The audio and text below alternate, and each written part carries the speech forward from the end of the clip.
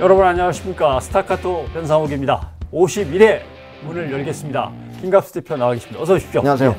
손님들 오기 전에 빨리 오프닝 끝내고 네. 손님들 받은 날 빨리 시작해야 될 것 같습니다. 장사합니까 우리? 손님 받아요? 아이고 뭐 손님 받아야지. 손님들이 줄줄이 2명이 기다리고 있기 때문에. 예. 근데 뭐 지난 시간에는 새정치민주연합이 이제 우리의 주제였는데 예, 일단 통과는 됐어요. 혁신안은. 그렇습니다. 뭐 재신임은 뒤로 갔고 나중에 생각해 봅시다. 뭐 사실은 뭐 혁신안 통과가 거의 뭐 재신임하고 뭐 같은 등가 건가요? 취급해도 크게 왜냐하면은 그렇겠죠. 본인의 정치 생명을 건다고 한 것을 중앙위원회라고 하는 의결 기구가 통과시켜줬으니까 사실은 재신임한 거나 마찬가지라고 봐야 되겠죠. 그럼 일어나서 나간 사람들은 뭐야? 그 사람들은 뭘 해도 반대할 사람들이기 어차피? 때문에. 예. 그러니까 뭐 대표가 출범한 다음부터 우리는 인정 안 해. 뭐 이런 마음으로 시종일관 지금 일관된 자세를 견제해온 사람들이잖아요. 그래도 국민의 입장에서는 뭔가 저 당이 빨리 수습이 되고 건강하고 건전하고 힘 있는 야당이 되어서 여당과 권력을 견제는 했으면 좋겠다라는 생각을 하는데 그런 점에서는 친노 쪽에서도 뭔가 불안해하는 저 비노 쪽에 대해서 뭔가 좀 이렇게 조금은 안전한 뭔가를 갖다 제시하면서 이 정도면 설득이 되겠냐라고 물어볼 만한 카드가 나왔으면 좋겠어요. 근데 그 조용한 상태로 갑시다 이렇게 가지는 않을 거예요. 왜냐하면 이 혁신안이고 뭐고 이 본질은 뭐? 내년 총선의 공천권이거든요. 뭐 알아서 하세요. 안 찍으면 되니까. 네. 자, 이제 손님 받읍시다. 51회를 시작하겠습니다. 스타카토 51회 첫 번째 핫 이슈를 시작하겠습니다. 김무성 새누리당 대표 뭐 이런저런 일로 곤경에 처해 있습니다. 안타깝습니다. 아 힘들죠. 예. 지금. 참 이건 딸을 둔 아버지 입장에서 참 안타깝습니다. 그러니까 집안은 집안대로, 일은 일대로. 그러니까 집에 가도 마음이 안 편하고, 그렇다 국회 가도 마음이 안 편하고, 어디 가서 마음 편한 데가 없습니다 지금 김무성 대표가. 정 가실 데 없으면 스타카토에 출연해 주시면 저희가 모시겠습니다. 그런 무성의한 말씀을 또 하시고 갑니다. 김무성 새누리당 대표의 사유와 관련된 마약 사건 그리고 그 이후에 번져나고 있는 이런저런 의혹들을 취재하고 있는 CBS의 법조팀을 지휘하고 있는 조근호 법조팀장이 나와 있습니다. 어서 오십시오. 어서 오세요. 반갑습니다. 몇 가지 이제 의혹들을 짚어보긴 봐야 되는데 김무성 대표의 사유에 대해서 그리고 그 집안에 대해서 조금만 설명을 한다면 지금까지 드러나는 것들. 예. 일단 뭐 잘 사는 집의 이제 자제라고 보면 될 것 같고요. 충북 지역에서는 재력가로 알려져 있죠. 신라개발이라는 이 회사 이준용 회장의 아들로 확인이 돼 있고 나이는 지금 38살 그 정도죠. 지난달 말에 8월 26일 날 결혼했어요. 나중에 이제 이제 뉴스가 됐던 게 그 야당 대표 문재인 대표가 찾아가서 그 뭐 화제가 되긴 했었지만은 당시에는 누구랑 결혼하는지 또 결혼은 뭐 어디서 언제 하는지도 전혀 몰랐었는데 알고 보니까 좀 이런 사건이 터진 거죠. 충북인데 신라개발이에요. 백제개발. 그게 아니라. 그 이름은 잘 모르겠어요. 사실 안 그러면 통일신라개발이면은 맞는데. 근데 그 지역이 항상 신라가 덮쳤다가 고구려가 덮쳤다가 백제가 덮쳤다 한 지역이어서. 예. 근데 어쨌든 그 결과론적으로 우리가 추론을 하게 되는데 자꾸 그 과정들을 잘 모르기 때문에 그렇게 비공개의 비밀리에 결혼을 할 수밖에 없었던 이유가 저는 이제 추측한 2가지 정도가 있을 것 같은데 첫째는 철없는 정치인들은 대놓고 결혼식 하잖아요. 대놓고 결혼식 하고 이제 뭐 형식상 부의와 뭐 축의금과 화환은 받지 않는다 이러는데 다른 식으로 좀 뭐 축하를 받겠죠. 이렇게 세과시하는 경우도 있고 또는 뭐 실제로 또 철없는 정치인들은 다 받을 거 받는 사람들도 있고. 근데 이제 조금 철이 든 또는 정치적으로 좀 이렇게 의식하고 사는 사람들은 비공개로 하죠. 대부분. 근데 이제 그렇게 하는 이유 때문에 비공개로 하는 케이스가 있는데 이 케이스는 이제 결과론적으로 돌아서 이제 추론을 하게 되면은 뭔가 세상에 내놨을 때 정체를 밝혔을 때 뭔가 이렇게 호사가들의 입에 오르내릴 수 있는 그런 사유였을 수도 있겠다. 이런 것 때문에 비밀리에 한 거는 아니냐. 이렇게 추측하는 사람들도 일부 있는 것 같아요. 왜냐하면 비공개를 한 물론 그 연속선상에 놓여 있는 거긴 합니다. 왜냐하면 그 전에 유력 인사들의 자제들이 결혼식을 좀 조촐하게 했어요. 알리지 않고. 그런 게 좀 몇 건 있었고. 또 하나 이럴 때 하객들이 모이잖아요. 그러면 저 친구 나온 지 몇 달 안 됐대. 풀려난 지. 마약하던 놈 아니야 저놈이. 이러면서 이제 거기 모인 예를 들면 한 대충 한 2,000명, 3,000명 모일 거 아닙니까? 예. 웅성웅성 번져 나가는 거죠. 그러면 이쪽에서 온 정치권 인사와 이쪽에서 온 지역 인사들이 막 얽히면서 이제 팡 이제 폭발력을 갖는 근데 거니까. 그 전에는 전과가 없었다는 거 아닙니까? 마약 전과가.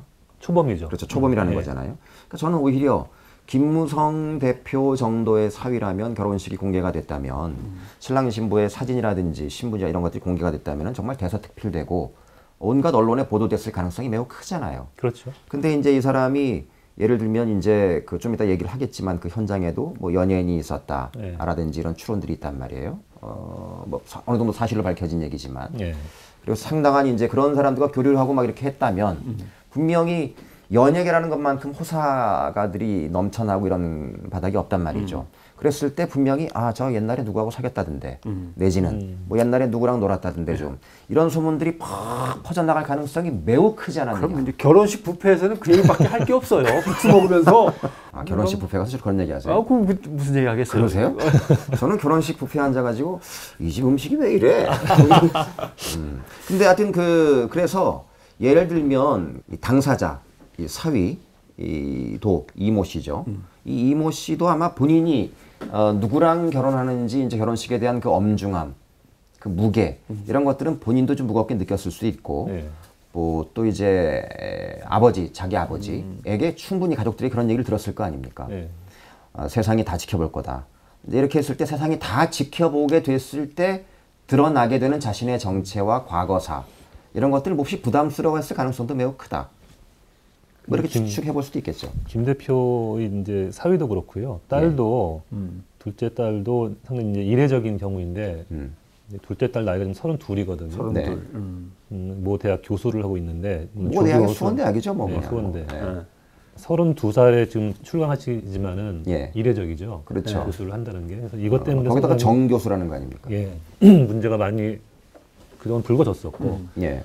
또 수원대 자체가 뭐 학내 뭐 비리 의혹 때문에 많은 뭐 그동안 기사도 많이 나왔었고 정말 이른 나이에 또 교수를 하고 있어서 김 대표의 둘째 딸도 상당히 이제 관심을 모았던. 그 김무성 대표의 이제 이후의 발언에 의하면 일단 그 결혼하기 전에 이 사위가 그런 사람이었다는 걸 알았다는 거 아닙니까? 그렇죠. 예. 예. 공식 해명을 보면은 올해 2월 6일에 집행유예로 풀려나죠. 네. 근데 김무성 대표는 그로부터 한 달 뒤에 알았다. 일단 공식 해명은 그렇죠. 한 달 뒤에. 예. 집행유예로 풀려났다는 거는 2월 일단 6일 구치소에 수감됐던 거다, 그죠? 그렇죠. 예. 예. 네. 그렇군요. 자, 그럼 마약을 뭐 이렇게 여러 자리 보도가 됐지만 한번 좀 디테일하게 한번 짚어볼까요? 어떤 마약을 어떻게 했는지 한번 좀 설명을 들어보죠. 예. 그러니까 마약이라는 거를 시중에서 구할 수 있다라는 말 자체가 좀 어폐가 있긴 하지만은 그 판결문을 보면 하여튼 시중에서 구할 수 있는 마약은 다 구해서 다양한 방법으로 투약을 했거든요. 그 종류별로 다. 예. 판결문을 보면은 2011년 12월부터 작년 6월까지 한 2년 반 정도에 거쳐가지고 주로 이제 투약한 장소가 서울 강남의 클럽, 예, 클럽이나 클럽 화장실, 또 자신과 지인의 뭐 승용차, 또 이제 지방에 있는 리조트 이런 데서 지인들과 함께 코카인, 필로폰, 엑스터시는 알약의 형태로 된 마약이고요. 또 스파이스, 합성 대마입니다. 이게. 또 대마. 그래서 15차례 투약을 했다. 이게 이제 판결문에 나타난 범죄 혐의거든요. 그러니까 클럽 화장실에서 이렇게 마약들을 했다. 그러니까 좀 놀아본 친구다, 그죠? 뒤에서 이제 저희가 취재한 바에 따르면 이렇게 많이 넣은 것 같아요. 예. 아, 그 영화 근데- 베테랑에 나오는 딱 뭐 그렇죠. 재벌가의 사제. 사실 이 말을 하면 참 명예훼손으로 걸릴 수도 있는데 예. 은근 겁 많으셔. 겁이 많아. 요 기간을 보면 예. 아내 될 사람을 만나서 연애할 때부터 마약을 시작한 거야.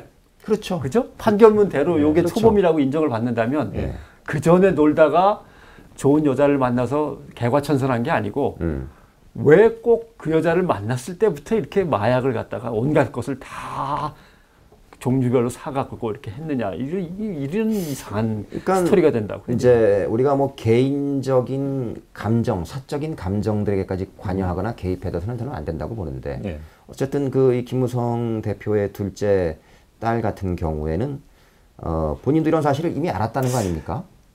그렇죠. 연애할 때 계속 그러고 놀았다는 건데. 그 알았을 보면 것 우리가 같아요. 어렸을 때도 보면은 왜 보면은 야 쟤는 저런데도 왜 저렇게 서로 못 죽어서 저럴까 이런 커플들이 있긴 해요. 예, 있죠.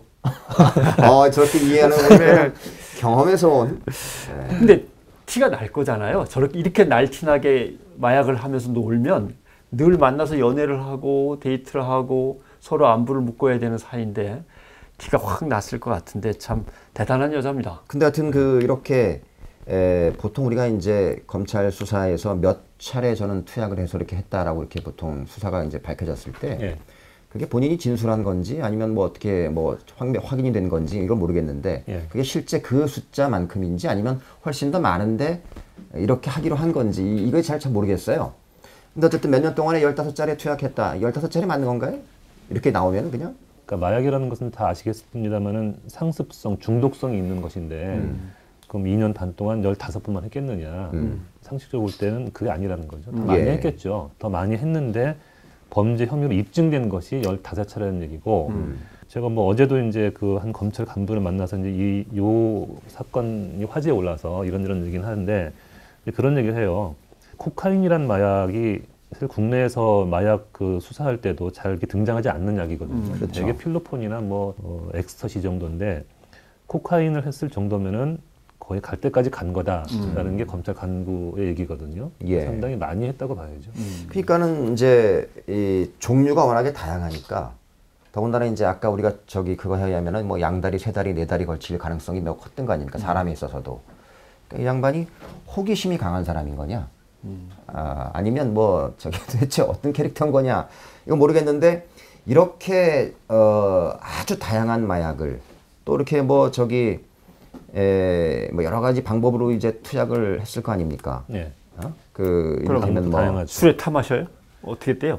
방법 하여튼 그 저희가 그 영화에 보면은 예. 그 흔히 볼 수 있는 거 있잖아요. 그 카드로 막 잘게 쪼개가지고 그 이렇게? 빨대로 코로 이렇게? 흡입하는 방법 이거? 뭐 그런 것도 있고 뭐 또 이제 달러 지폐에다가 네. 뭐 이렇게 영화에 또 보면 직접 이제 그 주사에다가 주사에다. 물로 희석을 해가지고 하는 방법도 있고 예. 그리고 뭐 태워서 태워요? 이렇게 마약을 태워서 그 연기를 흡입하는 방법도 있고 우리가 무슨 헐리우드 영화에서 볼 수 있는 그런 장면들이 판결문에 다 들어 있어요. 그러니까 고생 많이 했네. 마약의 종류와 흡입 방법이 대단히 다양하다. 그게 고생입니다. 아니 주사를 찔렀대지 뭐 불장난도 해야지. 그게야 고생은 고생이네. 네? 그 진정한 그 열반의 상태로 가기 위한 고행의 과정일 수도 있겠네. 근데 참 말이 안 되는 게 네. 제가 도둑질을 20번 했어요. 한 번도 안 들켰는데 재수없게 마지막에 들켰어. 초범이야. 처음 들켰으니까. 예. 이 처음 들켜서 초범인 건지 진짜 법적 재판장에 처음 들어서서 초범인 건지 참 말하기 참 그러네요. 이 초범이란 단어가. 이게 이제 그 검찰의 수사와 수사 행태, 그 다음에 구형량, 그 다음에 또 이 재판부의 판결, 이게 이제 다 우리는 상식적으로 지금 납득하기가 힘든 상태라는 거 아닙니까? 예. 이렇게 이랬을 때 이것이 저는 이제 두 가지 면이 같이 고려된다고 보는데요. 하나는 이 재판 중일 때 김무성 대표하고 결혼이 또는 구속 상태에 있을 때 이 알고 있었느냐라는 것들 한번 체크해볼 필요가 있겠다. 네. 검찰이 알고 있었는데. 그렇죠. 저는 이제 사람들이 검찰이 알아서겼다라고 하는데 이렇게 많은 사람들이 보통 이제 그냥 단정을 지어버리는데 네. 이것도 꼼꼼하게 좀 따져볼 필요가 있겠다. 그렇죠. 왜냐하면 어쨌든 유력한 재계 이 순위에까지는 없는 집안이지만 돈이 엄청나게 많다면서요. 예. 그리고 함께 논 사람들도 보니까는 뭐 유력한 집안에 가졌죠. 이름만 대면 알만한 예. 그러니까는 하여튼 베테랑에 나오는 그런 장면들이죠. 예. 그러면 이제 보통 우리나라가 이제 엄청난 변호사들, 로펌이라든지 이런 사람들 쭉 대형 로펌 고용해서 관여했을 가능성이 매우 큰데 보통 그럴 때는 재판의 단계에서부터 관여하기 시작하는 거지 수사의 단계까지 처음에 관여하기 조금 힘들잖아요. 그 사위 이 씨를 보면은 변호사를 이제 2번을 쓰는데 검찰 수사 단계에서는 부장 검사 출신의 변호사를 쓰고 그다음에 재판 단계에서는 이제 뒤에 또 말씀드리겠습니다만은 판사와 고등학교 동문인 변호사를 쓰고 예. 그러니까 상당히 정교하게 수사와 재판에 접근을 했던 것 같아요. 자, 이 정도면은 이제 이 정도의 마약 사범이라면은 접촉했던 모든 사람들을 다 대부분 수사를 해볼 거예요. 네. 그러면 그 접촉했던 사람들을 그 검사들이 이제 보통 그럴 때 건드리는 게 몇 가지가 있죠. 제일 먼저 쉬운 게 통화 기록 내역 조회, 그렇죠. 예. 카드 결제 내역, 그다음에 그 다이어리 내역이라든지 이런 것들이 이제 수사를 쭉 해가지고 그래가지고 이제 이 사람 누구야, 이 사람 누구야. 그럼 자주 통화하는 사람들이 나오겠죠. 어디에 특히 마약을 투약했다고 하는 장소 근처에서 그 기지국과 통화했을 때는 반드시 누구냐 이렇게 이제 좁혀 나갈 가능성이 매우 크죠. 그랬을 때 계속 반복적으로 잡히는 사람이 어떤 여자가 있는데 이럴 때 보통 마약 사범들을 제가 볼 때는 상식적으로 제가 검사를 하면은 마약 사범 같은 경우는 보통 이제 섹스란 것과 연관 지을 수 없을래 없을 리가 없는 건데 당연히. 그럼 남성이 피의자라면은 여성들 같은 경우는 이제 반복적으로 전화 통화를 하거나 만나는 사람들은 반드시 누군지에 대한 신분 확인과 했는지 안 했는지에 대한 확인을 거칠 수밖에 없었을 거다. 그랬을 때 분명히 이 사람이 알고 봤더니 누구냐 이랬는데 김무성 대표의 둘째 딸이네라는 걸 검사가 인지했을 가능성이 그래서 매우 큰 게 아니냐는 거죠. 상당히 상식적인 이제 의문을 제기를 하신 거고 그리고 또 이제 기사가 나간 이후에 사실 뭐 시중 여론도 당연히 그런 의문을 제기를 하는 거죠. 다만 이제 검찰로서는 그거를 인정하기가 어렵죠 지금. 수사를 그렇게 해놓고서 알았다고 한다면은 봐주기란 또 다른 의혹이 제기되기 때문에 그런 걸 또 인정할 검찰도 아니고. 네, 그래서 지금 현재로서 하여튼 뭐 검찰 입장은 하여튼 몰랐다, 우리는 몰랐다 그렇게 하고 있는 거죠. 근데 예를 들면 제가 이제 정치권의 유력한 인사예요. 예. 내 아들 되고 싶으신 것 같아요. 내 아들이든 내 딸이든 내 아들의 뭐 잠깐 여자친구든 간에 이렇게 진행돼서 뭔가 좀 도와줘야 되겠다 생각하면 검찰 수사 단계에서 툭 치고 도와주는 게 더 쉬울지 법원 단계에서 툭 치고 도와주는 게 쉬울지를 보면 검찰이 훨씬 쉬워요. 물론이죠. 네? 왜냐하면 총장이나 그 위에 한 사람한테 이미 보고가 다 올라갔을 것 같은데 내 사위 예비 사위라고 납니다. 좀 알아서 고맙습니다. 아무 말 안 하고 이렇게 끊어도 쉽게 진행이 돼요. 왜냐면 검사는 동일체 아니에요, 전부 다가. 근데 법원은 까다롭다고 해요. 그냥 변호사를 진짜 판사 친구를 변호사로 쓰는 방법 외에는 개별적으로 판사한테 전화 걸 수도 없고 법원장한테 전화 걸어도 이게 잘 안 먹히는 거고 조직상. 그러니까 이제 그 너무 상상의 나래를 펴는 건 아닌가 하는 그런 전제를 달고 당연히. 자 검사가 이제 수사를 막 해요. 하는데 아까 말씀드린 것처럼 그 어떤 사이야 그러니까 뭐 결혼을 염두에 두고 야 결혼을 염두에 두고 있는 녀석이 말이야 이렇게 난잡하게 연예인들 만나고 막 이렇게 할 수 있는 이렇게 했는데 누구야 여자는 이랬는데 말을 막 더듬거려요. 그러다가 누구야? 근데 뭐 누굽니다. 사귀는 여자 누구야? 아니요 그 여자는 아니고요. 근데 이제 그랬는데 알고 봤더니 김무성 대표의 둘째 딸인 거예요. 자 이제 부장님을 찾아갑니다. 이 검사가. 당연히 찾아갑니다. 부장님 큰일 났습니다 지금. 제 이런 것 같은데. 그럼 촉이 빠른 이제 그 부장님들 워낙에 빠르죠 그분들은. 야 이거는 일단 잠깐 홀딩 시켜봐. 부장님은 위에 또 저기 차장이나 주청님 찾아갑니다. 검사장 보고를 해야죠. 그렇죠. 당연히. 그래서 이제 결국은 청장님한테도 가고 법무부까지 갑니다. 그리고 또 법무부장관 여기는 또 지금 청와대가 있는 수석한테 즉각적으로 또 보고가 갑니다. 저쪽에서는 이제 잘 됐어 니네. 잘했어. 그럼 칭찬해줘. 뭐 이런 다음에 자 뭐 저기 알아서 그냥 그래서 약점을 하나 잡아놓은 상태에서 어쨌든 간에 뭐 마사지가 좀 들어갔겠죠. 아무튼 그 소설은 우리가 나중에 또 써야 되고 일단 왜 저 소설을 치부하신 겁니까? 검찰은 일단 공식적으로는 우리도 전혀 몰랐다는 거죠. 그러면 법원의 집행유예 판결 형량은 어떨 것 같아요? 이제 지금까지 계속 논란이 거듭되는데 정리를 한번 해본다면. 이제 그 형량도 이제 논란이 있어요. 그러니까 지금 양형 기준을 보게 되면은 이런 그 이 씨의 형량 범위는 징역 4년에서 최대 9년 6월까지 가능하다 이런 건데 그 법원이 이제 집행유예를 선고했단 말이죠. 사실 이게 집행유예를 선고하느냐 또는 뭐 징역 몇 년을 선고하느냐라는 것은 전적으로 재판부의 재량에 속하는 일이긴 합니다. 그래서 이것이 전적으로 잘못됐다라고 얘기하기는 좀 힘든 부분도 있고요. 법원이 이제 집행유예를 선고할 때는 초범이다. 또 반성을 하고 있다. 그리고 판매나 알선이 아니고 단순 투약자다. 그러니까 내가 맞으려고 산 사람이다. 그러니까 장사꾼은 아니라는 거죠. 이런 점을 고려해서 집행유예를 선고했다라는 게 이제 법원 입장인데 그런데 이거에 대한 반론도 분명히 또 있어요. 법원과 검찰 내에서도 반론이 또 있습니다. 재판부의 재량권에 속하는 것이기 때문에 이거를 그 재량권을 베풀어서 선처할 수도 있고 예. 또는 이걸 엄격하게 할 봐서 수도 있고. 또 무거운 형을 선고할 수도 있는 거거든요. 그럼 반대 입장에서는 15번, 드러난 것만 15번인데 이거를 단순 투약죄로 볼 수 있느냐. 이거는 상습적으로 많이 한 거 아니냐. 그리고 또 약의 종류를 봐도 뭐 대마 또는 필로폰을 넘어서 뭐 코카인까지 쓰면 갈 때까지 간 거 아니냐. 이 정도 되면은 뭐 실형을 선고해도 전혀 이상하지 않다. 이런 반론도 분명히 법원과 검찰 내부에 있다는 거죠. 부유층 떼거리들이 모여서 난잡하게 굴었으니까 여기서부터 여기까지 선에서 처벌할 수 있는데 이쪽으로 요만큼 갈 거냐 아니면 이쪽으로 확 갈 거냐는 예, 예. 재량이긴 하네요, 진짜. 근데 더 이제 그런 것은 그 물론 이제 검찰이 그 정도면 됐다라고 판단했을 수도 있다는 것도 검찰의 재량권이지만 예. 이 형이 나온 거에 대해서 항소를 하지 않았잖아요. 네. 그러니까는 뭐 법원이 그렇게 형을 때린 거에 대해서 뭐 억셉트한다 예. 이런 거 아닙니까? 예, 예. 근데 이게 이제 변호인의 힘인 건지 아니면 김무성의 힘인 건지 예, 예. 확인할 바가 없는 거 아닙니까? 그러니까 검찰의 공식 입장은 그런 거거든, 그런 건데 그 초범이다. 예. 또 자백을 했다. 또 뭐 수사에 협조를 했다. 뭐 이제 이런 것 때문에 뭐 항소를 안 했다는 거고, 그리고 그 원래 이제 검찰은 실형 3년을 요청을 했는데 선고는 3년에 집행유예 4년이 나왔단 말이죠. 예. 검찰이 볼 때는 집행유예 4년이면은 혹시 이 4년 동안에 혹시 동종 범죄를 저지르게 되면은 형을 또 얹혀서 살아야 되는데 예. 그럼 이 정도면은 뭐 나쁘지 않다. 제법 센 거다. 네, 제법 센 거다. 그러니까 마약을 많이 그 수사해본 검사들의 말에 따르면은 뭐 이 정도면은 뭐 가벼운 형은 아니다. 이렇게 이제 판단하는 이제 그러니까 있어요. 어떻게 보면은 야 나가서 결혼해라. 감옥에 둘 수는 없겠다라고 풀어주는데 그 대신 기간을 길게 잡아서 집행유예 관찰을 갖다 길게 하겠다. 이게 이렇게 잡아준 걸로 해석할 수도 있는 거고. 그러니까 검찰 단계에서는 예.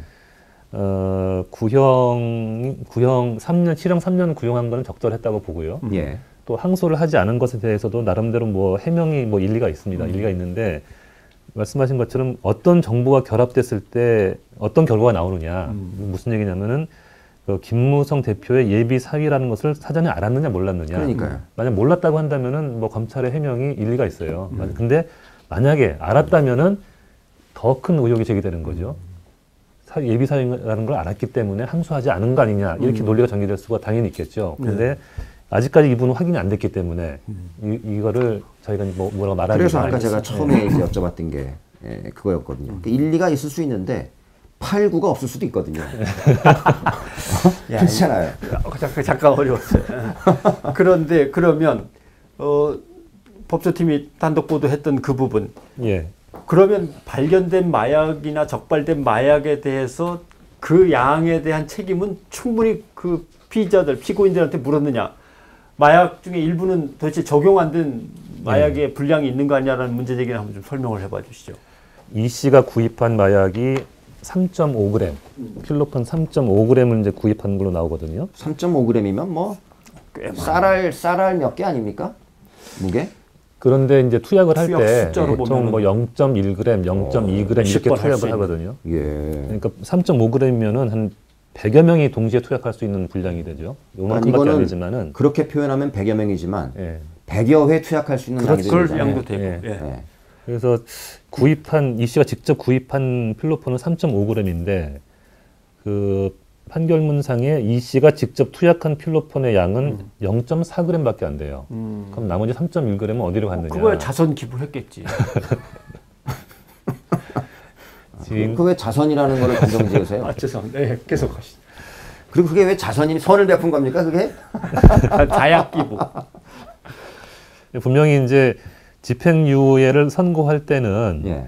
법원이 아까 그 이유 중에 하나로 했던 게 이 예. 사람 단순 투약자다. 그러니까 내가 사서 또 팔려는 목적이 아니고 내가 투약하기 위해서 단순히 구입한 것이기 때문에 집행유예 선고했다고 밝혔거든요. 단순 투약자가 어떻게 그 마약 종류를 다 해? 그러면은 법원의 판단에 따르면은 3.5g을 자기가 맞기 위해서 구입했다는 했다면 건데 단순이고. 그러면은 왜 판결문에는 0.4g 투약한 것밖에 안 나고 나머지는 어디 갔느냐?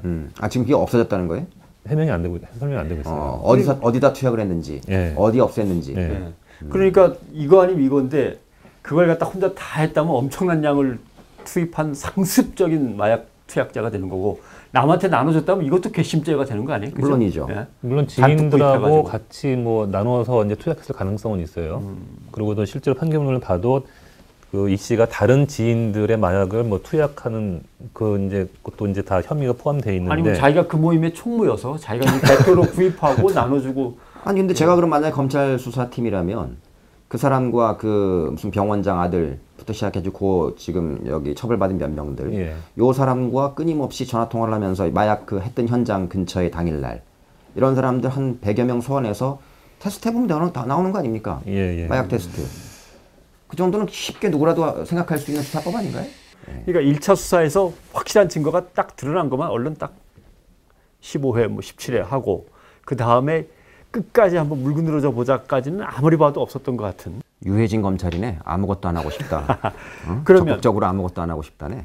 그 주사기 발견된 것들에 대한 DNA는 다 맞춰보지는 못한 거네요. 그럼 못 찾아낸 주사기의 이제 범인도 있다는 거죠.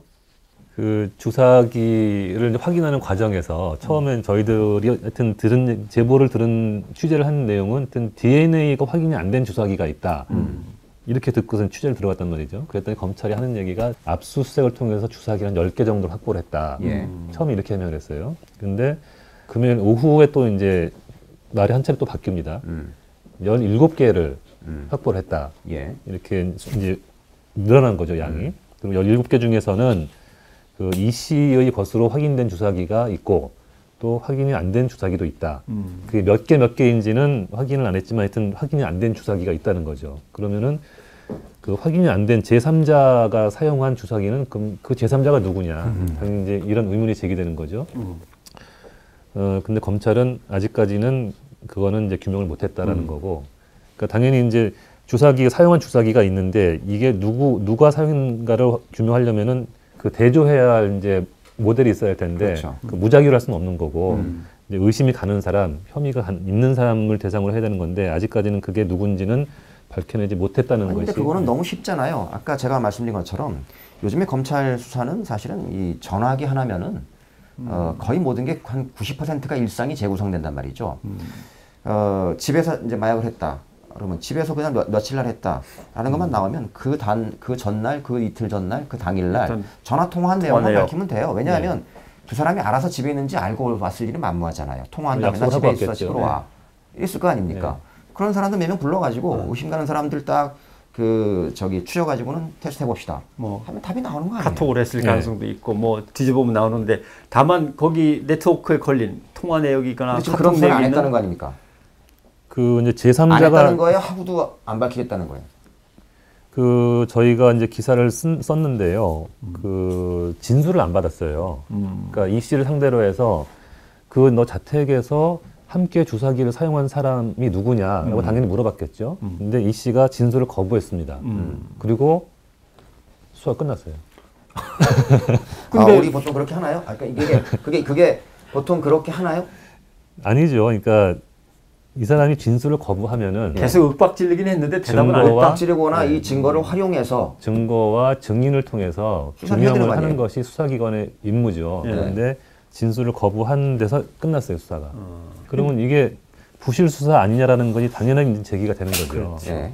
그 사실 이제 저희 입장에서는 저희의 관심은 뭐 제3자가 누구냐 사실 그건 전혀 관심이 없어요. 법조팀 입장에서는 검찰이 수사를 제대로 했느냐 그렇죠. 이게 저희 관심사거든요. 예.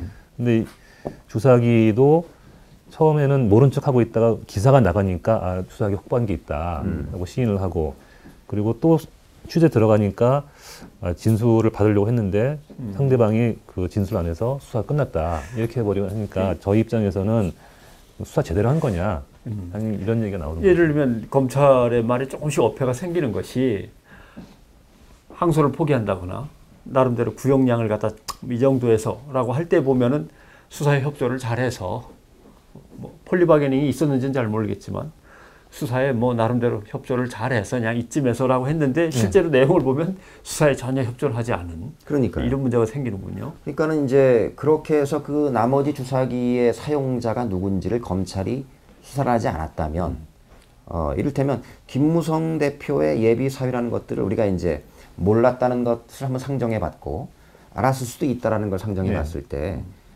후자일 경우에 김무성 대표보다 훨씬 더 센 사람이 그럼 나머지에 있는 거냐?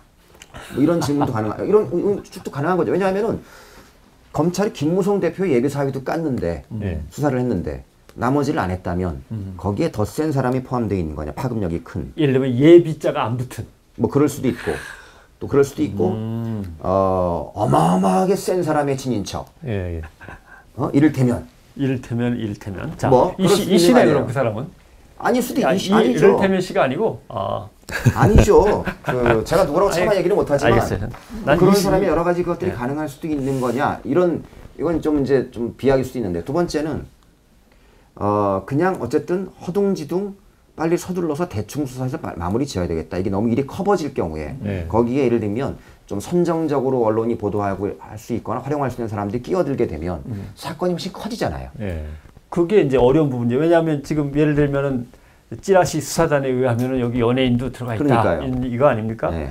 그 연예인을 탁 터트리면 그 연예인을 중심으로 해서 확 이슈가 나서 이 사건을 접을 수 있는 게 아니라 그러니까 결혼을 앞둔 사람이 여자 연예인까지 껴서 마약 환각 파티 이러면서 이제 사건이 더 커지는 거예요. 더 추잡분해지고. 그러니까 두 가지 경우가 상상이 가능하다. 그러니까 그래서 하나는 더 센 버금가는 또는 더 센 그 누군가가 있었거나 아니면은 이거 판이 너무 커지면 우리가 핸들링이 안 되겠구나. 연예인 갖고 덮을 수도 조용히 없고. 우리가 3년 때리고 뭐 이렇게 해서 법원이 그냥 이렇게 해친다고 하니까 뭐 이 정도에서 이렇게 하면은 조용히 넘어갈 수 있을 텐데. 그러니까 우리가 한참 세월이 지나서 알게 된 거잖아요. 근데 검사하고 이 피고인 사이에 딜 같은 건 좀 있었던 것 같아요. 나옵니까? 보통 그 이제 마약 수사를 하게 되면은 그 이제 거래를 하죠. 가령 뭐 15차례 투약을 한 혐의가 드러났다. 근데 그 투약 횟수를 내가 한 10차례로 줄여줄 테니 그래서 구형을 내가 낮춰줄 테니 같이 맞는 사람이 누구냐 불어라. 암묵적으로 거래가 거의 관행처럼 돼 있거든요.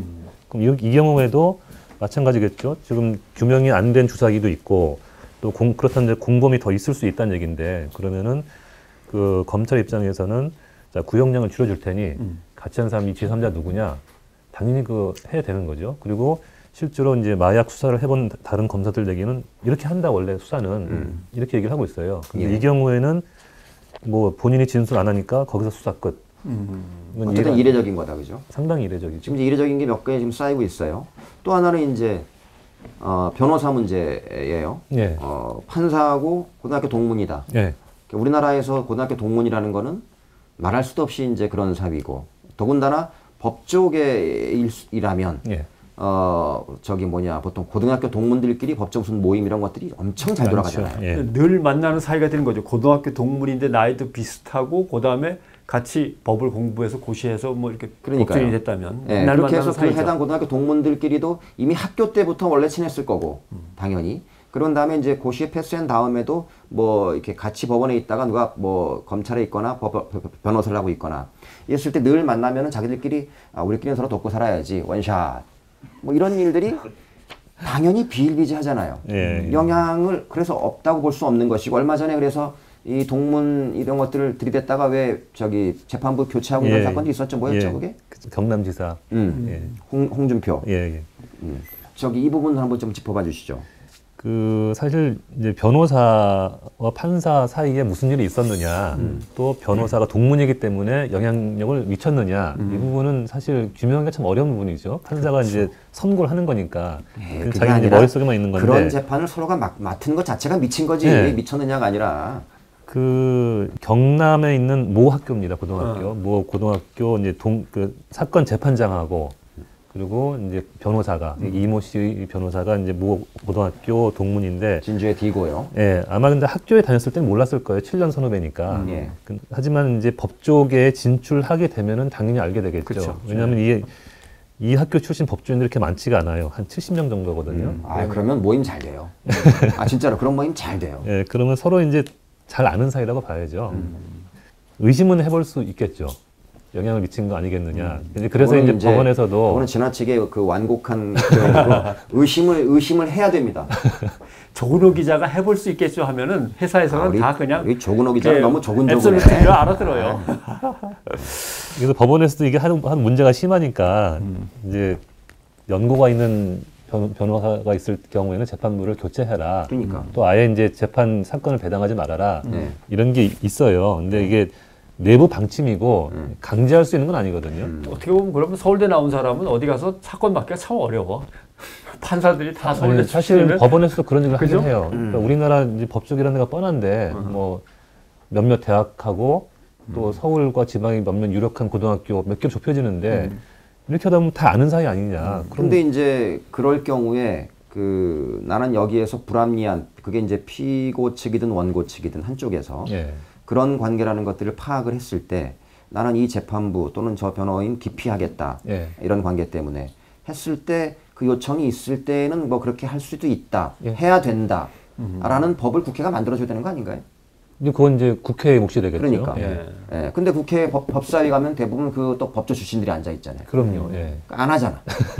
이 진짜 이러니까 법이 바로 설 수 있는 거냐고요, 진짜. 자, 이제 좀 남은 문제를 생각해 봅시다. 예. 수사가 이제 완전히 종결돼서 아무리 그렇게 떠들어 보셔도 저희는 더 이상 어쩔 수가 없는 겁니다라고 돼 있는 건지 예. 아니면 일말에 어떤 더 취재할 거, 더 수사할 여지가 조금은 남아 있는 건지 말이죠. 이 사건이 처음 불거졌을 때 그 저희가 이제 해당 검찰청을 취재를 해보니까 처음에는 그랬어요. 이건 종결된 사건입니다. 끝났습니다라고 말을 했거든요. 그런데 이제 이러이러한 의혹이 제기가 되니까 그 아직 뭐 서류 절차 뭐 이런 게 남아 있어서 종결된 건 아니지만은 뭐 사실상 종결된 거다 이렇게 말을 바꿨어요. 그런데 그날 오후가 되니까 지난주 금요일인데 금요일에는 오히려 이제 그 검찰 쪽에서 뭐라고 하냐면은 이게 사실 종결된 게 아니고 아직 수사 중이다. 왜냐하면 이런 많은 의혹을 남겨둔 채로 사건이 종결됐다고 하면은 네. 비난을 받겠죠 당연히. 그러니까 아직은 수사 중이다라고 이제 말을 바꿨습니다 지금. 그러니까 수사 여지가 더 남아 있다는 건데 그 제가 판단할 때는 그동안 그 진행된 경과를 봤을 때는 검찰이 알아서 적극적으로 수사할 것 같지는 않아요. 이거는 뭐 그 수사를 하게 만들어야 되는 뭐 언론의 책임도 있는 거고 또 시민들의 여론도 있는 거고 수사를 하게 만들어야죠. 기존에도 그런 사례는 많이 있고 뭐 시민들 여론이 부족하다 더 해라 그러면 더 할 수 있는 여지가 좀 많이 있지 않습니까? 그래서 이거는 사실 이제 뭐 저도 당사자이긴 합니다만 뭐 언론이라든지 뭐 시민들의 여론이 영향을 받을 것 같아요. 어떤 이유인지는 뭐 모르더라도 아버지의 입장, 저도 딸 가진 아버지의 입장에서 예. 더군다나 그런 권력을 향해서 뛰어가고 있는 정치인의 입장에서 그걸 받아들인 것은 저는 그거는 아버지로서는 모르겠다. 정말 그거는 우리가 판단을 해서 손가락질할 만한 그런 것들은 핵심은 그게 아니라 두 가지라고 저는 보는데요. 하나는 이 검찰과 법원을 비롯한 이 사법부가 알아서 긴 흔적이 너무나 많다. 라는 것들. 그래서 사법정인 도대체 어디가 있는 거냐. 예. 그리고 여기에도 어김없이 등장하게 되는 그 돈 많고 권력 있는 사람들이 대형 로펌 동원해서 연고자 있는 그 검찰이나 변호사 찾아가지고 결국은 마사지를 너무 심하게 한 정황들이 너무나 냄새가 너무나 노골적으로 심하게 나 있다. 예. 이 부분이 하나인 거고. 두 번째는 이 사건을 어떤 정치 권력들이 아주 추악하게 악용하고 있는 거는 아닌가. 예. 이를테면 뭐 청와대가 뭐 이런 뭐 이렇게 얘기하면 이제 마음속으로는 이미 나라를 둘로 나눠놓고 생각하는 사람들은 그건 지들끼리 치고받는 거니까 잘하는 짓이야 라고 할 수 있을지 모르지만 이게 나쁜 짓이거든요. 공작이라는 말씀이시죠? 그렇죠. 예. 그 두 가지를 한번 정리해 봐 주신다면. 그 최근에 들은 얘기는 이제 그거예요. 그 김무성 대표의 그 사위된 사람이 이러이러한 혐의로 수사를 받고 재판까지 받았다는 잘 몰랐었거든요, 사람들이. 잘 몰랐었는데 그 이야기가 최근에 친박 진영의 첩보로 넘어갔어요. 그러고 나서 얼마 안 있어서 이 기사가 나온 거거든요. 그래서 참 시기적으로 볼 땐 참 묘하다. 누군가가 하여튼 이 첩보를 친박 진영에 흘려주고 또 그 며칠 뒤에 기사화가 되는 과정을 보게 되면은 참 아다리가 잘 맞는다 이런 생각은 들죠. 아까 그 정보가 흘러다닌 그 정황들 루트를 한번 보면 말씀드린 것처럼 음모론이라는 것들이 이제 가능할 수도 있다라는 생각이 좀 드는 게 어쨌든 그 첩보들이 그 전에는 그 미디어오늘도 마찬가지인 거고 전혀 몰랐던 사실들 아닙니까? 그랬는데 어쨌든 검찰 쪽에서 누군가가 그 내용들을 아는 사람들이 슬그머니 정치권이나 이런 데 흘린 거고 그런 사람들 중에 이거 언론사 몇 개에다가 툭 던져주면 조만간에 곧 터트리겠구나. 터트려졌으면 좋겠다. 이런 바람으로 흘렸다는 거죠. 그런 다음에 하나 딱 쓴 다음에 우리는 모른다. 라고 하는 건데 이것이 실제로 공작 차원에서 저 위에서 한 것인지 아닌지에 대한 확인이 안 되는 것이고 그러나 그쪽과 교감을 나누는 정치권의 그 이른바 친박이라고 하거나 또는 반 김무성이거나 이런 사람들은 지금 여의도에 득실득실 거리는 거고 그쪽하고 교감 속에서 정보가 튀어나온 건 맞는 것 같다 어느 정도. 뭐 시간표를 쭉 배열을 해보면 그럴 가능성이 상당히 뭐 충분히 짐작이 되죠. 그러면 이 사건이 이제 아까 말씀드린 것처럼 검찰이 다시 수사 끝난 것이 아니라는 것까지 지금 해명이 왔어요. 그럼 수사를 다시 재개할 가능성은 있습니까? 사실 뭐 이 씨에 대한 수사는 이제 끝났다고 봐야 되고요. 이제 뭐 제3자가 누구냐, 이제 그게 남은 수사가 되겠죠. 원래 만약 이게 사건이 이렇게 불거지지 않았으면 검찰로서는 그냥 뭐 덮고 그냥 지나갔을 텐데 이미 이제 기사화가 되고 논란이 됐으니 그냥 넘어가지 못할 것 같고 그리고 그 과정에서 중요한 역할을 할 수 있는 건 아마 이제 언론의 역할이 될 것이고 이건 변수가 몇 가지는 있습니다. 이렇게. 실제로 이제 남은 가능성은 아마도 제3자를 갖다 뒤지거나 그다음에 마약을 판매했던 판매책을 갖다 계속 뒤지다 보면은 다른 이제 정황들이 더 드러나고 거기에서 실제로 이 씨가 기소된 사항이 아닌 추가의 여죄들이 계속 나왔다면 그건 재기소 뭐 될 수밖에 없는 거죠. 그게 아니라면 이건 이미 종료된 사항이니까 이 범죄 가지고는 이제 안 되는 거겠죠. 이 사건, 이런 사건들도 마찬가지고 우리가 이제 정치적인 여러 가지 이벤트, 여러 가지 정치적인 현장에서 벌어진 일들에 대한 그런 것들도 저는 판단은 가급적 신중할수록 좋다. 판단은 신중할수록 신중하고 또 판단과 성찰은 오래 할수록 좋다. 단 그게 끝난 다음에 액션을 빨리 해야 된다. 저는 사실 그런 걸 좀 주문하고 싶거든요. 개인적으로. 근데 그러지 않고 보면은 판단들을 너무 쉽게 하는 거예요. 그러니까 SNS라는 시대, 이 소셜미디어가 횡행하는 시대에 속도가 생명이 되다 보니까 리액션 하는 것에 너무 익숙하다.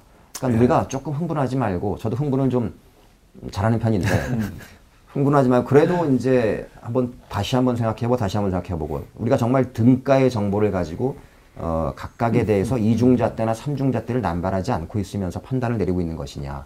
왜냐하면, 사회를 바꿔야 되겠다, 사회를 어떻게 개선해야 되겠다, 라고 하는 것들은 한 사람이라도 더 내 편으로 만들어서 공감하게 만들고 그 공감한 사람들이 같이 어깨 걸게 만들고 그렇게 어깨 건 다음에 자 이제 앞으로 나가볼까?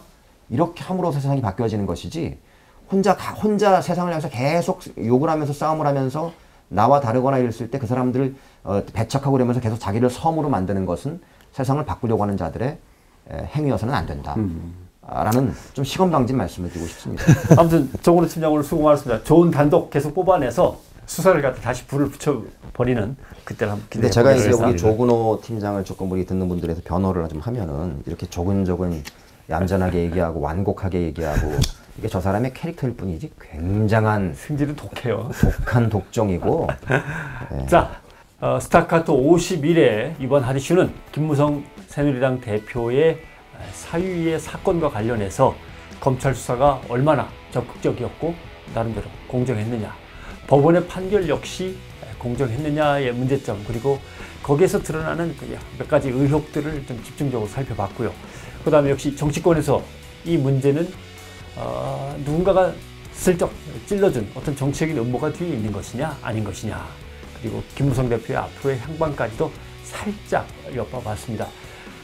역시 아픈 것은 우리 사회의 공정과 정의를 가장 수호해야 될 검찰과 법원이라고 하는 두 집단이 국민의 신뢰를 못 받고 아직은 많은 의심을 받고 있거나 불신받고 있다는 것이 아프기도 하면서 또 문제 제기를 안 할 수도 없는. 그럼요. 예. 아무튼 여기에 윤활유를 치거나 연결고리가 되어줘야 될 기관이 바로 이제 언론인데. 그렇습니다. 예. 중요하죠. 언론의 보도. 하십시오. 뭐 노컷뉴스에서는 계속해서 이것저것 단독을 내놓고는 있습니다만은 다 같이 달려들어서 이 사건을 다시 확 헤집어 보면 뭔가 나올 것 같은데 말이죠. 분명히 나오죠.